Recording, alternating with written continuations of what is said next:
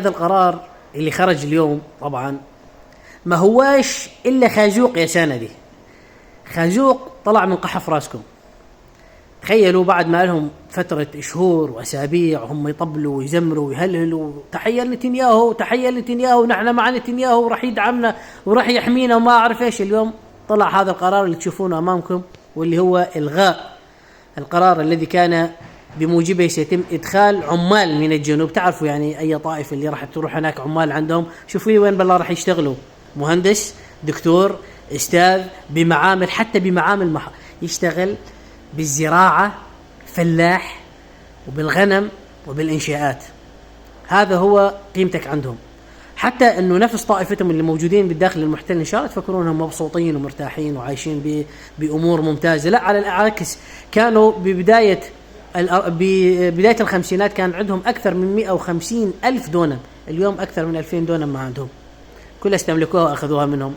وهو هذه الطائفة مواطني هذه الطائفة في الداخل المحتل مواطن درجة 10 بعد الحشرات وبعد الجماد بعد كثير شغلات حتى يجي دورهم. اليوم مثلا يستخدمونهم كأداة فقط لتحقيق أطماعهم التوسعية، يعني عصا يضربون بها، يسألوا هنا بفلسطين عنهم، عصا يضربون بها حتى يصلوا إلى هدفهم. فكلكم أدوات عندهم، هم شعب الله المختار بنظر أنفسهم، والشعوب ما دون ذلك كلهم عبيد عندهم. فأنت تفكر أنه إذا ما رح تعيش معي رح تعيش عندهم معزز مكرم؟ لا والله، على العكس، والله رح تعيش عيشة بحياتك يعني ما شفت مثلها من الانحطاط ومن الدونية. فهذه الشغلات اللي تقومون تطلعوا لي كل يوم وتهتفون، تمجدون لي بنتنياهو وتمجدوا لي بأنه راح يدعمكم، هو ما يدعمكم أصلا، هو ما راح يساعدكم على إنشاء دولة ولا مستحيل. هم يريدونكم جنود عندهم يتوسعون على حسابكم فقط لا غير، فقط لا غير. وأنت عندكم أولاد عمان بالداخل اسألوهم، حتى مع البناء بأراضيهم ما عاد يقدر يبنوا، ممنوع بكثير قوانين أصدروها، ممنوع بعد ما ظل عندكم 2000 دونم، أقل من 2000 دونم.